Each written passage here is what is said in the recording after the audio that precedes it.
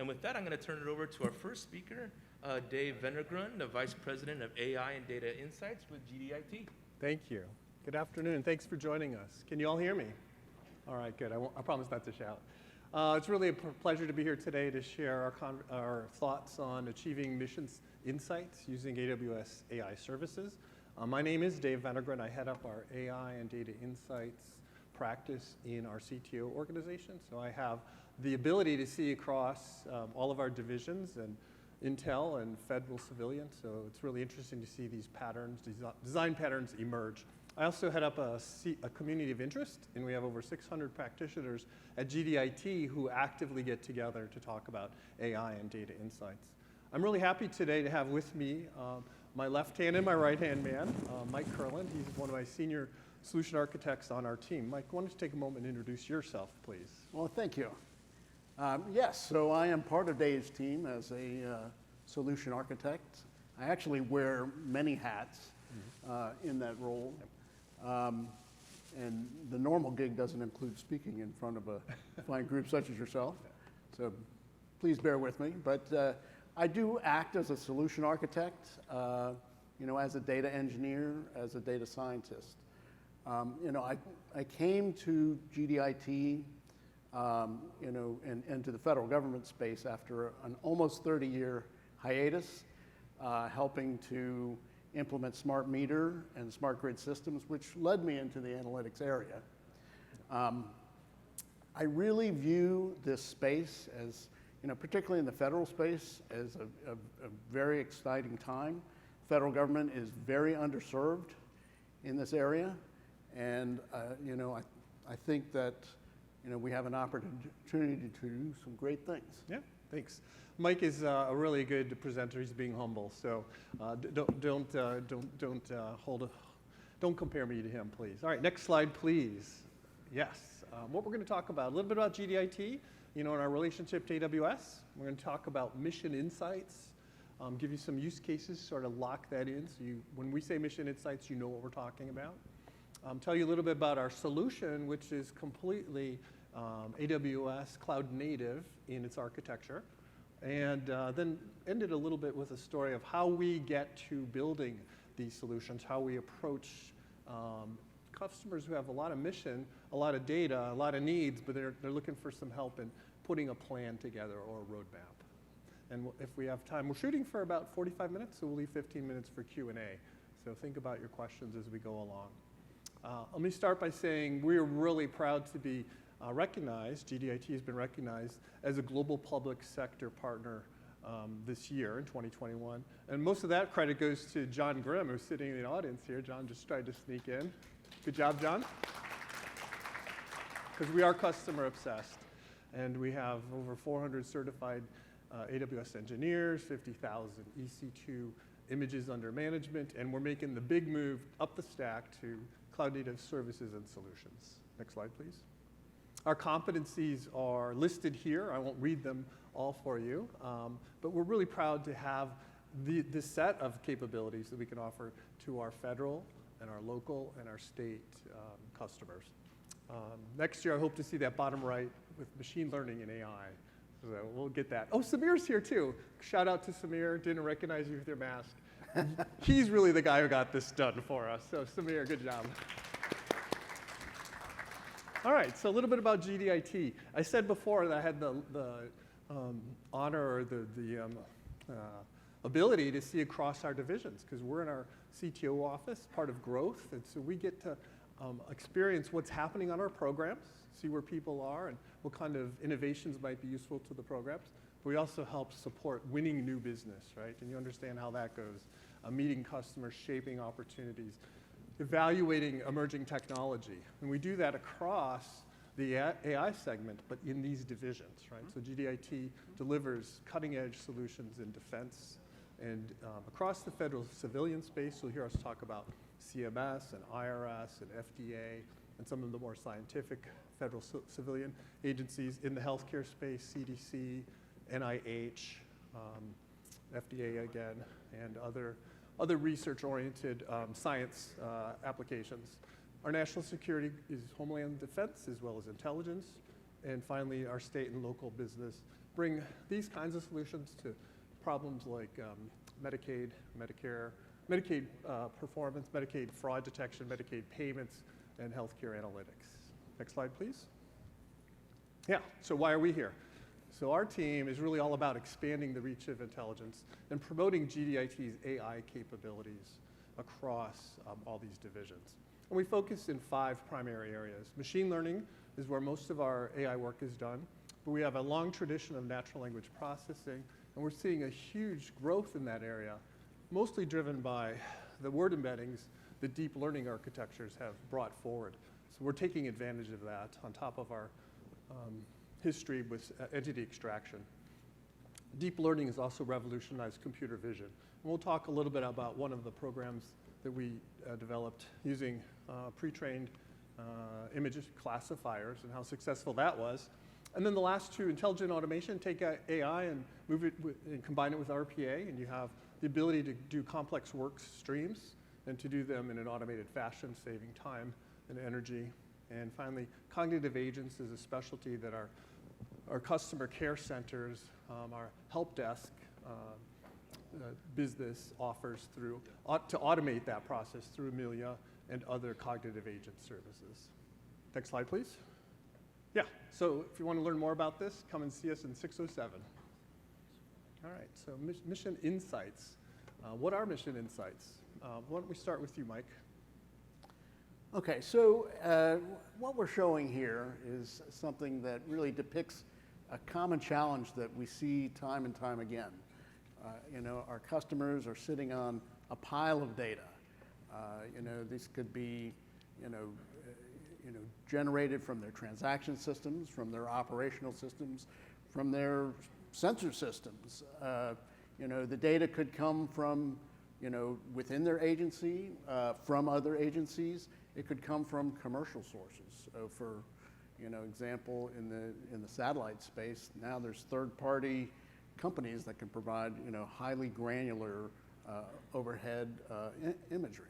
This data is coming in, many forms. It could be imagery, text, obviously structured data. It can come in the form of video, and it can come in various velocities. It can come in batch, could come in streaming. So you have all this data, and the question is, how do you make use of it? How do you move your mission forward and take advantage of the insights that are hidden in there? Yep. So thanks, Mike. And that's really the essence of this talk. How do we squeeze the most information out of all of this data? And as you know, we live in a exponential data era, right? More data every year. And taking advantage of it is competitive. It's competitive if you're in commercial, but it's also national security and it's healthcare analytics. The more data that you have and the more ways you have to take care of, to take advantage of it, the more mission insights you can achieve. Next slide, please. So, mission insights, we have found over the years, all have this same data analytics design pattern. We acquire that data and we store it in a variety of techniques. Sometimes we virtualize that store, but we store it. We transform it to make it useful and make sense of it. Some people call it making a single version of the truth. That's not necessary, but a single source of truth is often a side effect of this transformation stage. We analyze that data using a variety of techniques, and we're going to spend a lot of time today talking about the AWS services that we use to analyze this data, and then we make it ready for consumption. So that data analytics process is pretty common to all mission insights platforms that are driven by data. Those little bubbles underneath just sort of say that in a shorthand, right? Get that data, store it, prepare it, and then analyze it. And the top line gives you data insights. Those could be dashboards. Those could be reports. Those are your old BI reports back in the day. But if you notice, that data can also be analyzed to create models, right? And those models could then be AI models that could be used to do something. So that whole, that split at the end is fortuitous for us because it means we have a gap in data scientists, the talent gap, but people have been doing that first top line for a long time. So we've got 20, 30 years of experience across all of our industry of people who've been generating data insights. Now we just need to give them a couple more tools and some level up training, and then they can build and run models to achieve predictions, classifications, and detections. So I just wanted to show how that family tree separates, but it's really the same underlying capabilities. Yeah, and just to add on to what Dave's talking about, it's in the, these predictions, the classifications, detections, the use of AI really provides that, force multiplier for organizations. So, there's great opportunities to get more from the data using, these methods.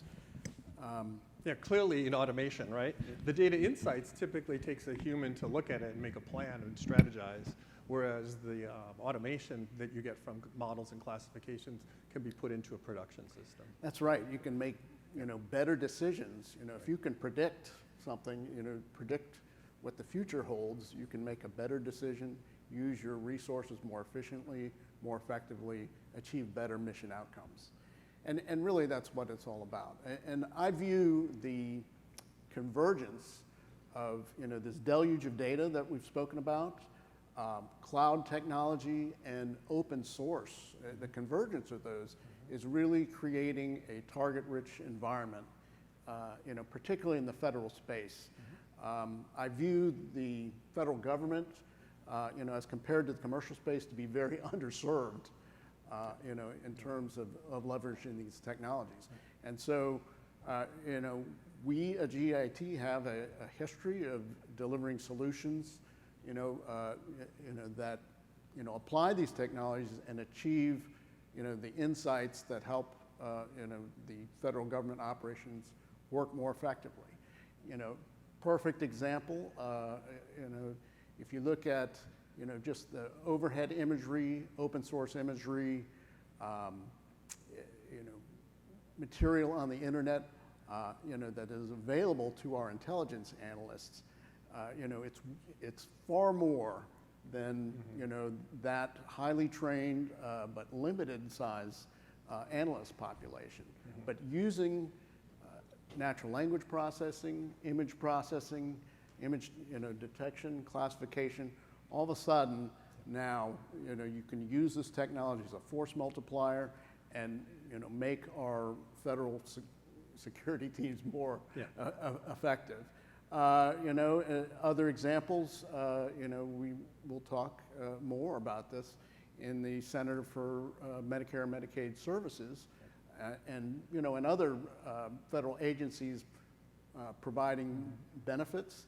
Obviously, there's a huge opportunity to look at the data, find patterns of fraud, and help the investigative teams focus, on the real challenges. And I would add, we talked about this before, these are design patterns that are built on that previous data analytics process. And yet you can't go to Best Buy or Walmart and buy any of these solutions. They have to be built. They're bespoke. They're bespoke. Yep. In every case, even within the space of fraud detection, there are different solutions, right? There are different data, different models might be applied. But if you look at the solutions across this space, this common pattern that Dave showed on the prior slide, we see it over and over. Yeah. And that's really what we're doing here today, is trying to give you that leverage, that insight platform, then you could build these applications on top. And that's the true value here. So we're going to talk about a couple of these examples just to highlight what we're talking about. Good. Yeah, so just a few of GDIT's more prominent use cases. Mike mentioned the intelligence analysis problem, and I thought he spoke well to it. Multiple kinds of data, imagery, text, structured information, social media, video. And we have a program that takes all of those sources, and every day it's inundated with more information, right? More data comes in one day than all the analysts on station could analyze in centuries. There's got to be some automation, some tip-off, some queuing, some prioritization.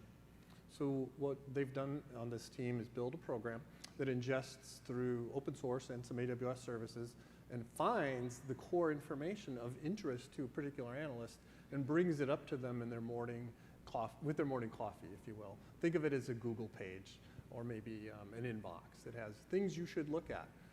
Maybe there's a movie that's 4 hours long that might be just a replay of the morning news, but there's something embedded in there, and that's found, and that's queued, so that the analyst could go to frame 2 hours and 15 seconds and see whatever that message or that information element And might translated into Yep. English. Translation, captioning, all of these features make the analyst's job that much easier and tractable. Next slide. All right, you. Okay, so just want to highlight the fraud detection use case. You know, at CMS, they're handling a massive amount of data. I mean, they are, you know, processing over $1 billion in payments, you know, on a daily basis, and, you know, 5 million claims. And you know, what we've done there is we've applied, you know, AI and machine learning technology, you know, both supervised, unsupervised methods, combined with behavioral analysis, link analysis, to help the investigative teams. Again, it's a similar pattern, you know, focus their limited resources on the you know, the areas of greatest challenges. Yeah, very good. And finally, just turning it towards healthcare analytics, we're able to take advantage of these deep learning pre-trained image classifiers, apply them to training sets, and help detect cancer among veterans. Now, the program's in a pilot phase. It was actually a tech sprint sponsored by the VA's National AI Institute in 2021, where GDIT built deep learning classifiers, and our team we came in third, but we were able to accurately take an image of a skin lesion and classify it into one of 8 common skin conditions. And if they happen to be malignant conditions, then there was some back-end messaging to the primary care provider to set up follow-up care immediately. The other thing that we did on the front end sounds like it's a little simple idea, but it really helps in the veteran's experience, is that if that image is taken poorly and it's blurred or there's low contrast, they used to just send that in. It would be read weeks later by an oncologist or a specialist or a technician. And then they would alert the doctor, the primary care provider, that the veteran needed to come back in for another photo to be taken. So what we did is built a filter on the front end which says, hey, this is clinically useful, this is a good picture, or it's not, please retake it now at the point of the service. So again, you'd save veterans who live in rural areas or in underserved areas that second trip, and maybe a delay in their treatment. Yeah, I mean, that's clearly you know, a very impactful, useful use case, but you know, the underlying technology, you know, very cool. I mean, Yep. they were able to take an open source, you know, a pre-trained network, Yep. and then apply that to train on, you know, a set of training images. And we deployed it in AWS. You take a photo, you drop it on a website, and you get your instant classification. So that's really the precursor of a telehealth application that could be put into the hands of the veterans themselves. It depends on how the field studies go. Okay, so I'm going to take you through a couple things that I'm very close to, and I see Harold and Sachin back there, you know, who are also a big part of this. You know, in the past few years, I've been working, you know, very heavily at the FAA. We have one application of machine learning which is pretty interesting. Around the airports, there are flight restrictions for drones that are different than other areas.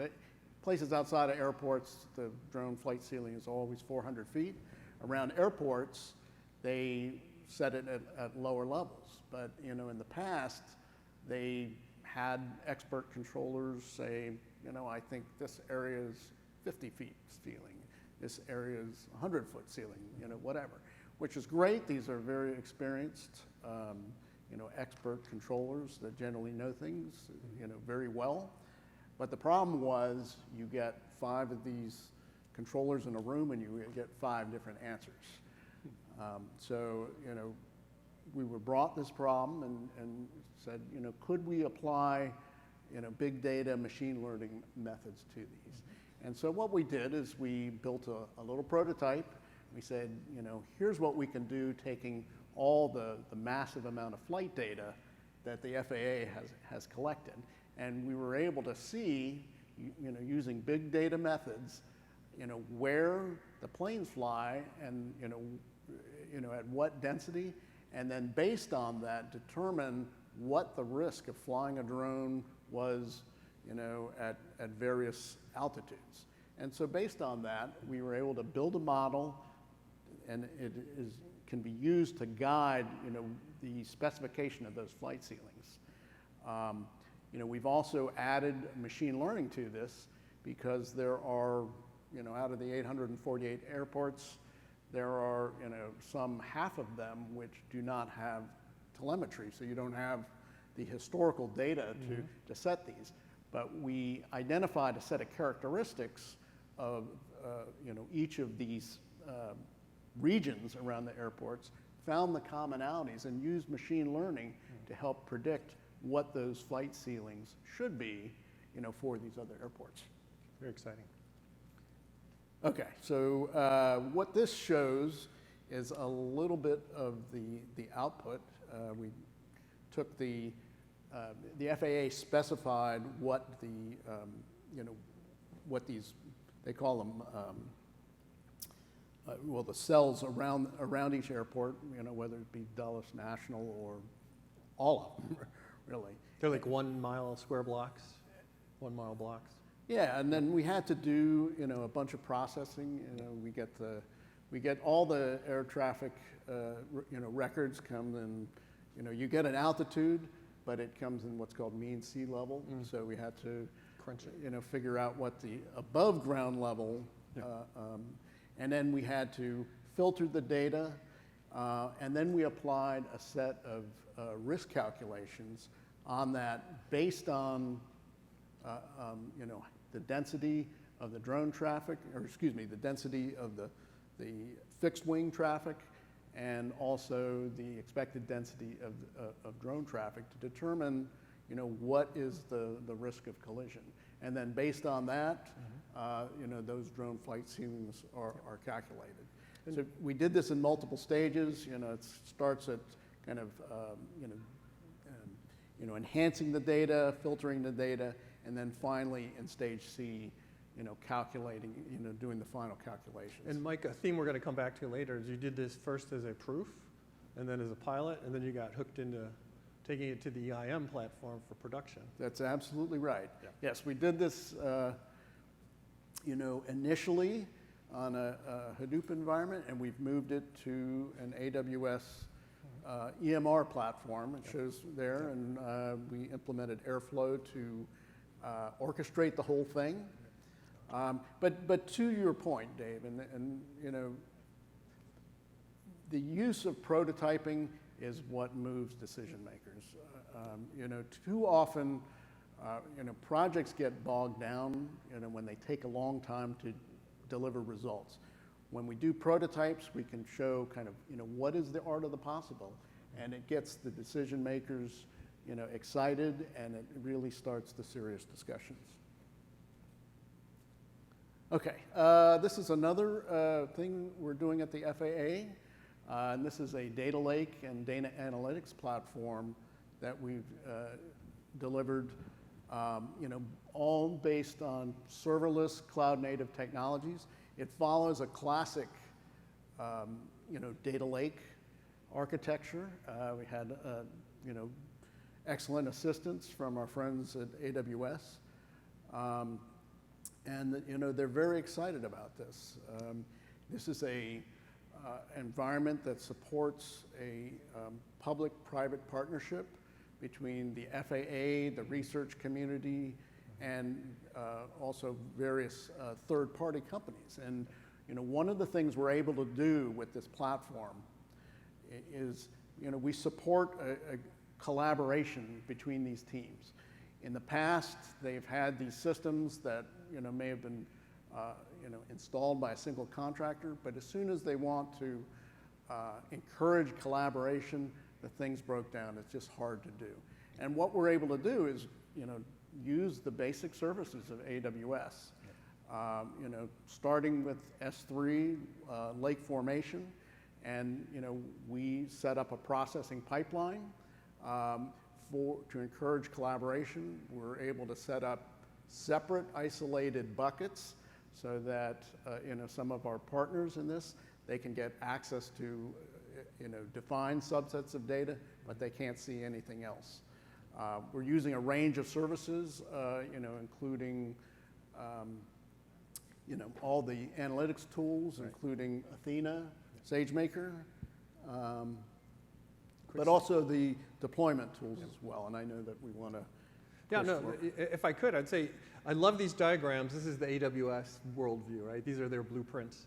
But if you squint and look sideways, you can still see that analytics process, right? From data acquisition to storage to analysis to consumption. And really, that's what inspires us. Like, there is a pattern underneath all of this. Absolutely. That common pattern is something that can and should be used moving forward for all of the opportunities to exploit your customers' data. Nice. All right. Well, that's the big windup. So what are we doing with Mission Insights? The platform was developed over the last few months, inspired by the work at FAA, and before that, our cloud native data analytics platform, where we have been building these design patterns using cloud native services, right? We were trying to leave the lift and shift methodology and philosophy behind and do completely cloud native with CloudFormation scripts, and then moving from data lakes to lake formation, where we could have a combination of both unstructured and structured data, and then to actually develop it in a well-architected methodology. And I'll get into that in a moment, and Mike's going to help me out there.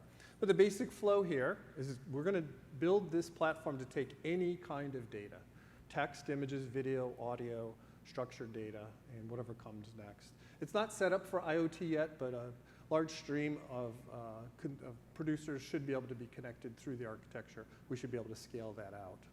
We ingest that data. This is a simplification, putting it into a data lake. We use the lake formation tools, Dynamo and S3, and then we enrich it. This is where the magic happens. We use AWS AI and machine learning services to create, if you will, tags or indexes on this data to make it easier to find, to correlate, to fuse, and to extend.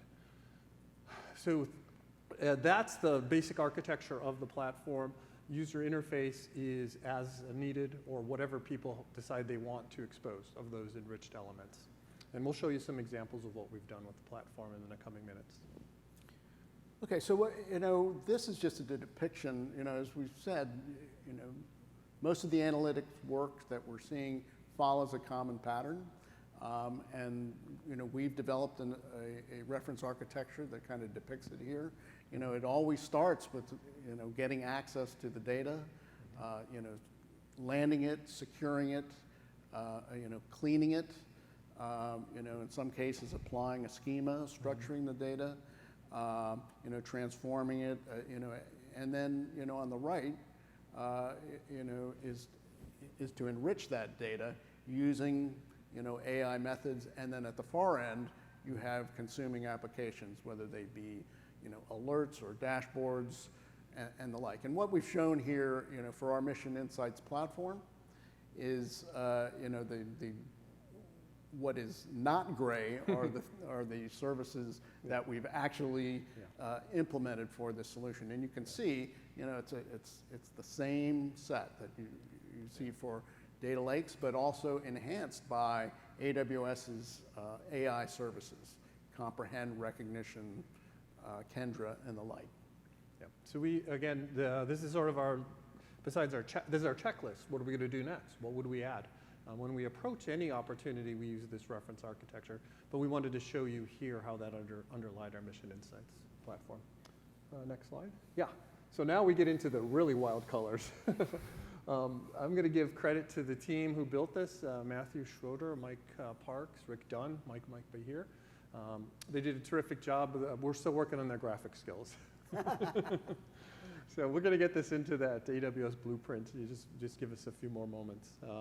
The basic idea is we have multiple media sources. We're enriching it with a lot of the AWS services, and we're creating two stores. One of them is the Kendra store, which is an off-the-shelf NLP system that helps us search and textual information. And then the other is our lake house, where we store the DynamoDB and S3 buckets. So we have two basic stores, and then the user interface. We've built some examples of the front ends that you might want to do. Next slide, please. Yeah, so I won't read you this whole slide. We've kind of touched on it a while ago, but if you look at the colors, that could help you. The top line is blue. This is all text-based natural language processing, entity extraction, search, indexing, document collection analysis. All of these services are available on AWS, and we use them out of the box. But we built ingestion streams to take our input so we could drop it into an S3 bucket, run these services sequentially, and in some cases from one back to another so that we could create these indexes. We haven't connected Translate, that should be gray, but Translate we've tested it and it works. The lighter blue, or what would you call that, green, aquamarine? Those are the those are the image and the video AI services. And we've actually combined those two together. We've taken images, run them through an entity extractor, and then sent the image to another service to get an auto caption. That auto caption, 3 people in a boat or a man standing by the sea, that auto caption is then used by Kendra for natural language processing. So you could do something like have a collection of photographs, your 30,000 are on your iPhone, or all the movies that you have of your kids growing up, and you should be able to index that and type a natural language query. Well, it might say, show me Kate's first birthday party, right? And so you'll be able to, without having to search for particular information, you can use that semantic search and find the images that were captioned, right? And take your search term, find the nearest neighbor, and it'll bring back candidates and say, here's some images or videos that might match that NLP request against imagery. All right, and in the black, I guess that's conversion from audio to text. That's going to be a utility to help us. And predictive analytics is in the background. SageMaker can be used on any of these indexes to do classification, to be able to make predictions on that data as it comes in. Yeah, with the ability to, take data in these, various unstructured forms and extract effectively metadata out of that, all of a sudden you're opening yourself for opportunities to, to do kind of a fusion type analysis, lookups, et cetera. Yeah, and just take a quick step back. Why would you want to look at a document collection? Well, because they're discovered and they have to be used. Well, they may be used in a qualitative sense for healthcare analytics. They might be used in an intelligent sense for a new discovered collection of information, right? And you got to rapidly get your mind around it. All right, next slide. Yes, we're getting a little better in our graphics. This is starting to resemble the methodology or the representation of AWS. What I'm showing here and what our team is showing here is we've built a solution based around a publish and subscribe mechanism built on EventBridge. So consumers, the consumer row is at the bottom. The producer row is at the top, the enrichment plane, and we talked about those enrichments. I listed 15 enrichments.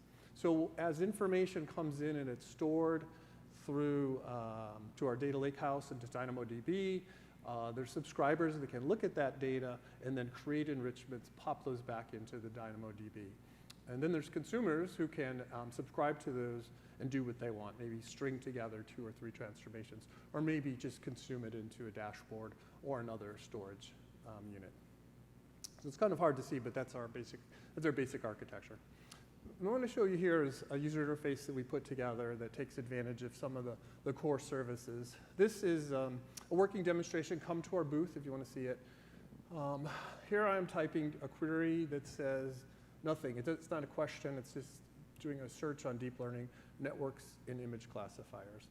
And the results that come back there's a few features here I want to show. One is that it did a pretty good job on a small corpus. We only loaded a few hundred articles.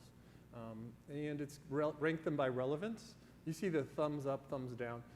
As people use these search results, they can thumb up, thumb down, and the relevance will change. And over time, the Kendra indices will be updated, so you'll get even more accurate information based on your point of view.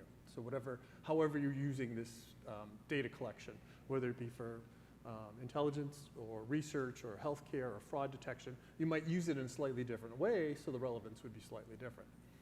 On the left, you see there are some filters. We've turned them off, but you can use those filters to constrain the document collection based on some metadata that was created by the AWS Comprehend. Yeah, and what's cool about this is, while it looks like Google, as everybody is familiar with, this can be applied to, your customers' data. And it can, and the data could be, could be images, could be video. You're able to search and find it, through a natural language query. Yeah, and this underneath this is a word embedding technique using deep learning. That's the basis behind Kendra right now. Okay, next slide. Thank you, Mike. And so this was something I was talking about earlier. The title's a little misleading. I just wrote military ships in the query. So what you're seeing, the results back though, are the captions. Those are the automatically generated captions. So it's actually can search three ways. It can search on the entity, military ship, gets extracted from an image. It could be searching on a match on the auto caption. And it could be searching on a semantic match on the auto caption. So you get a lot of ways to index this data and bring it back. And in the end, this was the first thing. I think this might have been military ships. Yeah, this might have been the first one that popped up. And the next one, Mike? Oh, I didn't show the next one. For the next one, on another demonstration, I did explosions on a ship, right? So it showed burning ships. But it was the third choice. And again, if you'd use those relevance buttons, you could improve the accuracy of how the research comes back. I guess I didn't want to show my bad results. And then the last one is, again, classic word embedding, Kendra service, where you can do a Q&A. And again, only on 100 or 200 documents, we got a pretty good answer on what is deep learning. And this is the first answer that came back. And it comes back with pretty strong answer. Yeah, here's some more answers. Yeah, and another good one, too. Who discovered machine learning? I think Hinton shows up in there in that paragraph. We didn't seed this. We just threw in a couple hundred articles that were in our reading list, right? We actually had them in our reference library. So, all right, good. Next slide. Oh, Mike. Okay, so we'll talk a little bit about, we showed kind of the overall architecture, but I do want to talk about, some of the features of what we built into this. And really, this is all about, as we said, it's a common pattern, right? And, moving fast is important for every organization. And while we built this solution, if you wanted to bring it into your client, it doesn't help if it takes months to do that. Well, we've built in, using AWS's CI/CD tools, an automated, pipeline, starting with things like, code commit, and then, using, code pipeline, code build. And what this does, it allows us to define the entire architecture using YAML, and then, with a push button, we can deploy it from a dev environment to test, go through, some kind of, validation on test, and then with, an approval, then move it into production. And those little tiny snippets are your infrastructure as code. Your infrastructure as code for your storage and your applications, and even your securities implemented as infrastructure as code. Yeah, that's right. We used, obviously this, I kind of missed this point.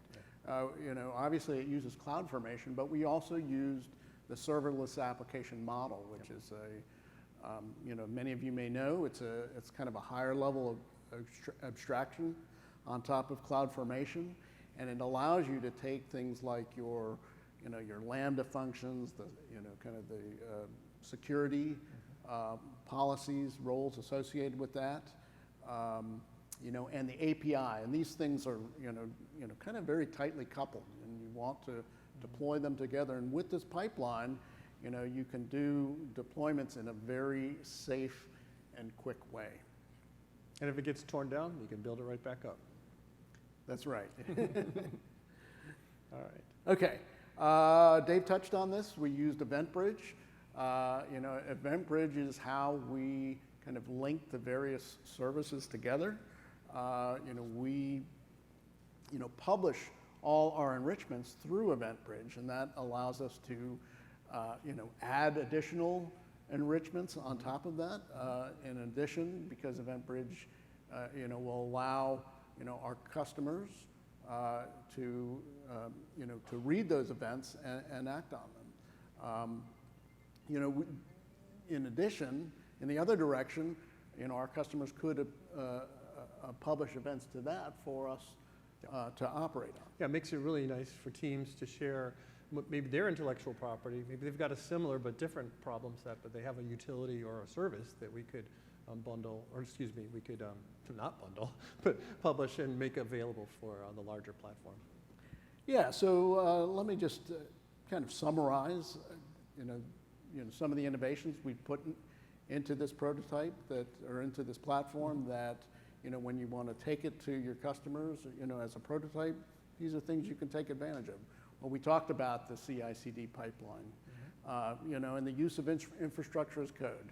It's a one-button deployment. We use EventBridge. Obviously, that helps us to publish events for us to, for our services to consume and perform additional enrichments.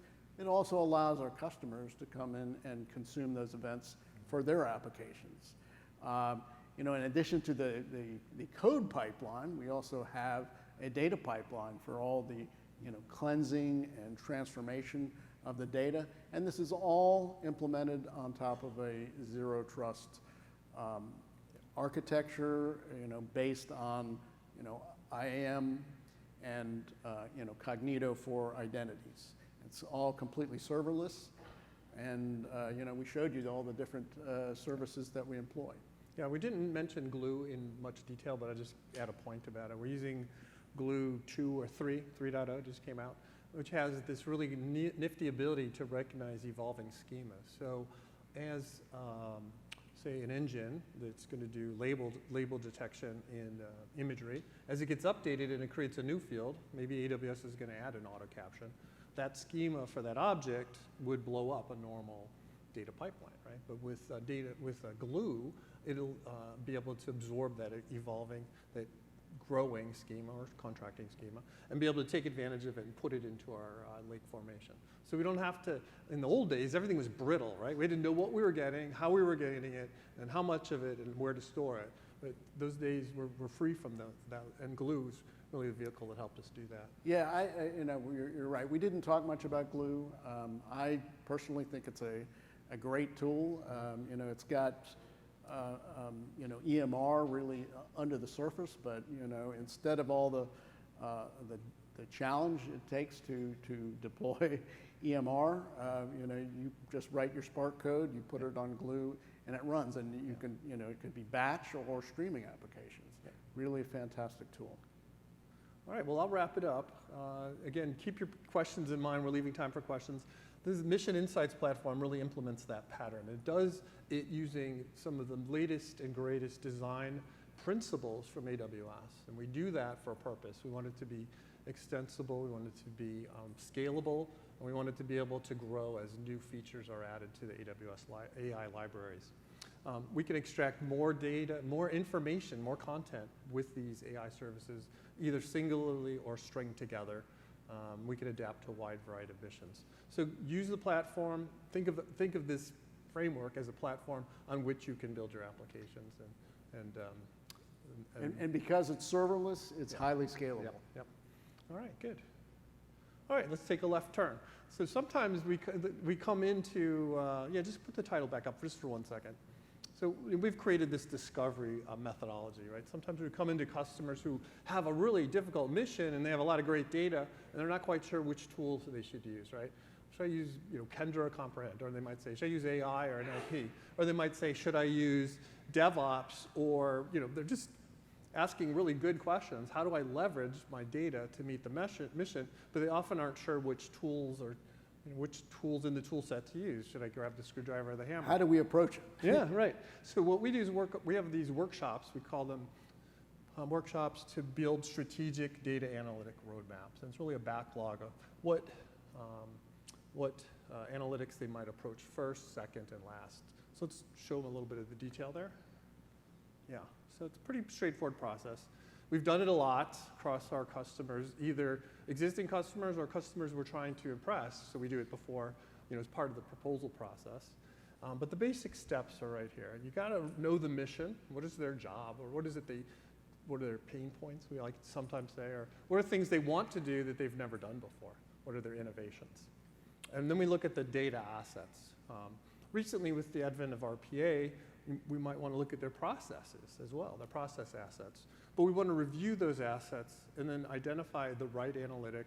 What's the right tool to bridge that gap between the mission and the data?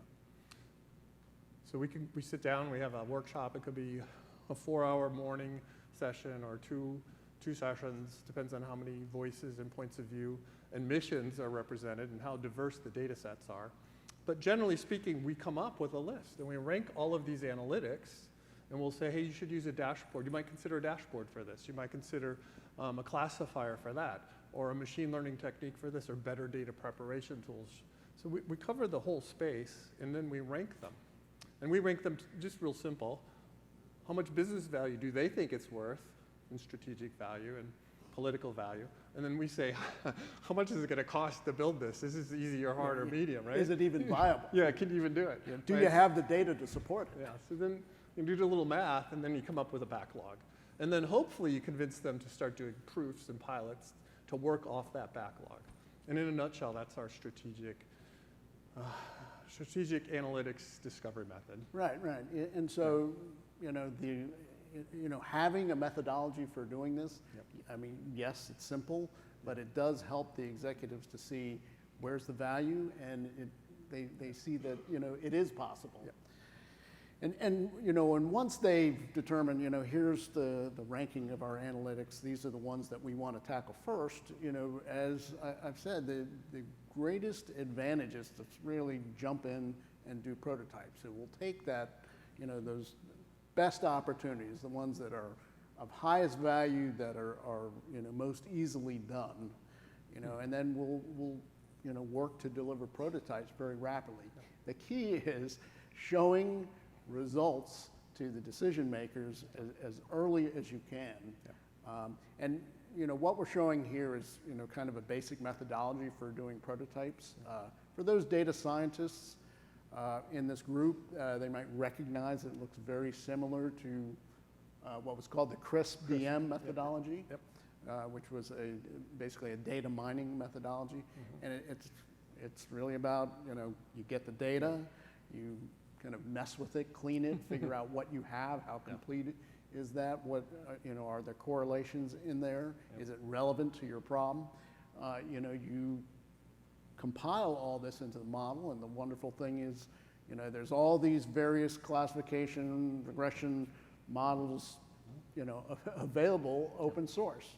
Yep. You run that, you see what the results are, you evaluate, you figure out how you can tweak it, and you iterate. Yep. Once you're able to get a compelling prototype, proof, then you can move it into a pilot. So that would be a limited deployment, perhaps one function, some subset. But the idea is, take that idea that you've proven and now put it in front of people for their daily use. And that is a proven way to get business impact. Yeah, I would just add 2 thoughts to this. One is just unwind that whole thing and draw a straight line. We call that our MLOps pipeline, right? And we're automating that with AWS tools. And you mentioned open source tools. Open source is a great way to explore. But we use AWS as a sandbox. We have a fantastic RAD account, the Rapid Application Development, where we use SageMaker and other tools just as they're coming out, so that we can keep up to speed on the innovations, but then also to demonstrate capability. And again, come to our booth later and we'll show you some of the AWS services that we're using for our rapid application development experiments. So MLOps and AWS Sandbox really make this a lot easier. All right, good. I think we hit the end. Anything else you wanted to add? No, I think you summarized it well. I just want to thank you all for attending. Hopefully got a little bit of inspiration out of this. Let's show them the link for the survey, yes, and then we'll take Q&A if there's any questions. So make sure you give us an 11. All right, any questions on anything? Yes, gentlemen. Tim, you talked about this concept of moving and migrating data. Can you talk a little bit about some approaches to move data, and then in some of those use cases, how long did it take to get the data to the cloud? Sure. So I guess, great question, and I'll answer it in two ways, and Mike, I'll ask you to jump in here. So if we imagine that this data is in a batch setting, a large data center, and we have a variety of mechanisms, data services we showed in our acquisition column, if you will. And that could be playing the data where it lies through a virtualization technique, being able to directly access it through AWS gateway services. Forgot the name of the gateway, but there's a gateway. Just typical ODBC and JDBC connections. Bulk transfer, if it's a huge amount and you need to move semi-trucks filled with hard drives. So almost everything is game for moving the data in the acquisition process. What we're seeing at FAA, EIM, and in the intelligence space is that there's a hybrid model, right? There's cloud services, there's data center services, and the connections are many, and you have many options. There's no one answer. The second part of your question was time? Speed, yeah. Speed, right. So there is a curve, right, that shows and I've forgotten the details, but there is a point where the more data that you have, the less likely you are to move it in the time you need. There's a cutoff when you want to use bulk transfer, the snowball services and the bulk devices. But generally speaking, it's the speed of electrons moving across a wire. I don't know if that's not a great answer. Well, I think the wonderful thing is that AWS is, has a very wide network. Yeah. And obviously, for things that can't be moved over the network, you can use the snowball devices. The key is move fast, right? It's get started, grab the data, put it on S3. That's the classic data lake. Right. Paradigm, and start working on it. When you're going into production, obviously you want to engineer your transfer solutions according to your security needs, according to the volume. I mean, and what kind of transfer mechanisms are your customers comfortable with? All of which. Yeah. I would add that once we get it, right, the processing is really amazingly fast. We can take these PDFs in under 5 minutes and completely create all the meta tags and store them, right? Process images. It can take seconds to bring images through the services, through the event bridge. So if you have a stream of data inputs, forget the migration problem, but if you're streaming data or getting it from a KDS server, a Kinesis Firehose, or some job that's running through S3, the ingestion process is very fast, and it can be scaled, right? Right now we're just using what we set up as our test environment, but you can of course scale that horizontally. Well, that's the key, is the scalability. You can start small, build it using the existing services, and then turn the volume on, and the stuff scales very well in a horizontal fashion. All right, thank you for that question. Other questions? Yes? With the prototyping that you've done, have you done low to high type prototypes, and how does that work out? Yeah, no, that's a great question. So the low to high has a couple of, quick answer, no, and then I'll expound on that. The low to high has two aspects. One is moving data, the other is moving our applications. So the code that we write using the technique, infrastructure as code and applications, that could be moved through any number of cross-domain services, but we did not implement cross-domain services on this prototype. We have many programs across GDIT where cross-domain services are required, and some of them are even bi-directional. Don't ask me how they do that, but if you need more information, I'll find out. Yeah, I know that is a common pattern to bring new technology in on the low side, have it proven, and then move it up to the high side. I have not been doing it myself, but it is a common pattern because obviously it's held back, particularly in a serverless environment, by what services are available, in C2S, right? But you can prove the potential on the low side, and queue it up for that. Yeah, we've run across emulators that let us practice on that, but we haven't used them. We just know they're there for our taking. And I would also add there's services to go across clouds, right? Cross domain services, but also cross cloud services. All right. Yes. So can you provide me insight, and no pun intended, on what it takes from a people collaboration perspective? You know, I realize that for such an enterprise solution, it would take a data scientist, it would take somebody who knows infrastructure. The data on its own is everything, but realizing that the people aspect of things is the hard part. Can you talk a little bit more about the collaboration that sort of transpires Yeah. behind the scenes to get this all together? Yeah, that's a great question. Oh my goodness. It's a team sport. That's a 3-minute, yeah, that's a 3-minute question. Yeah, so I'll repeat the question, like what kind of collaboration does it take? Because there's so many different disciplines involved, including the customer and the mission and the data, right? How does that sort of all work its way out? And Mike started answering with it's a team sport, and I'll let you take it from there.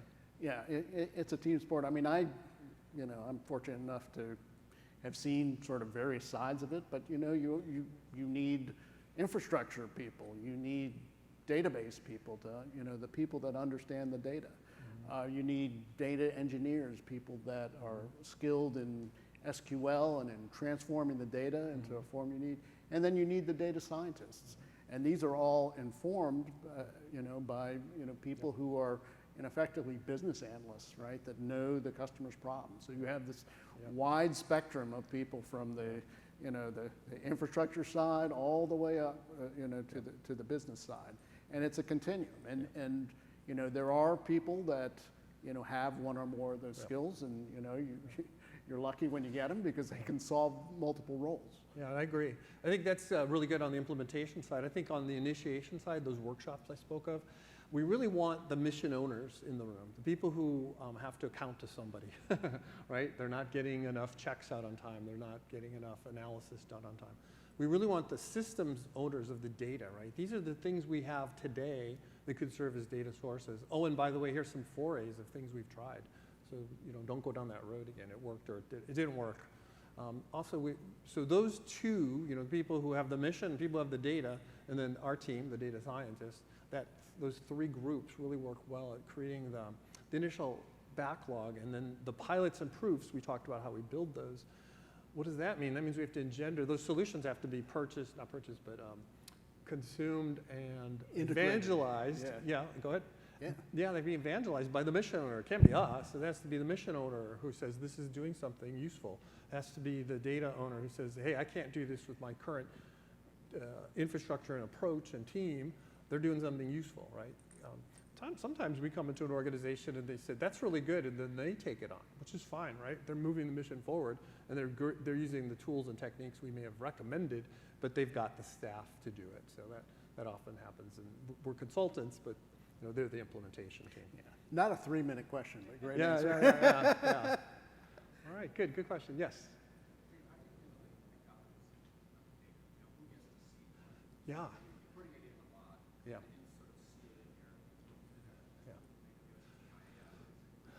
Yeah, so let's repeat the question. Yeah, good question. Data governance, right? Because if you're thinking about, especially in the intelligence space, there might be need to know and controls like that, right? So I would say there's a couple of tiers there. We can do it with some of the cloud native services that AWS offers, and then there are specialty tools that help control the need to know in a much fine-grainer way. But with Lakehouse and Lake Formation, we can set up a series of access controls and do that directly with AWS services. Yeah, but the question of data governance, it really goes in both directions. Obviously, the owners of the data want to know who's accessing it, Right. for what purpose. The consumers of the data want to know, what is the vintage, what's the structure of the data, how accurate is it, et cetera. So, the ultimate data management solution probably relies on some of the existing services in AWS, but I would say augmented by additional metadata that you capture, many of which aren't known up front. It's driven by the needs of the analysts. Yeah. And that's a good question, John, because we have customers now coming to us and saying, hey, we have many governance structures, so it's distributed governance. We're not going to co-locate our data. How do we build a layer on top of that? What's that catalog or construct look like? Yeah. Also, not a 1-minute question. Yeah, no, it's a good question. It's an open, hard question. Thank you. Yes. So, the information accuracy, extract all this information from various artifacts, do you put a confidence level Yeah. for that it's being returned? Sure. We're out of time. Should we pause and take that offline? Keep Okay, going? well- All right, good. So the question was information accuracy. How do we carry along not just the governance, who owns it, but the accuracy, our belief in it? Yeah, it's a good question. Well, so we talked, about, part of the process is the wrangling of the data, right? And so, here a data scientist is going to understand, how complete is the data? How accurate is it? They're going to understand where it came from and how trusted, was that source. Beyond that, is the data skewed? These are things you discover in the data, and then ultimately, as part of your data management, right, you would want to expose that so that the decision makers that are making a decision based on that data understand where it's from, how accurate is it, how skewed is it, et cetera. So they make that decision with full visibility to those factors. And I would just add, when we're using the AWS services, these are labeling services, and they're doing their best guess, right? So they'll say, this picture, this image has a cow and a horse and a pig, and each are labeled with a confidence. We carry that confidence information with us into the Dynamo database, and it's consumable through the user interface. So you may want to set a threshold. I only want to see burning ships above 50%. Right? So we carry that kind of detailed information along as it's produced by the AWS services. All right. We're out of time. We enjoyed our time up here. Thank you very much. Come to our booth. Thank you, guys. Back to you. Okay, I guess we gotta go. All right.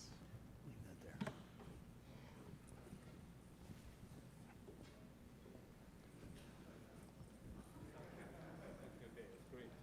Oh, good to see you. Thank you.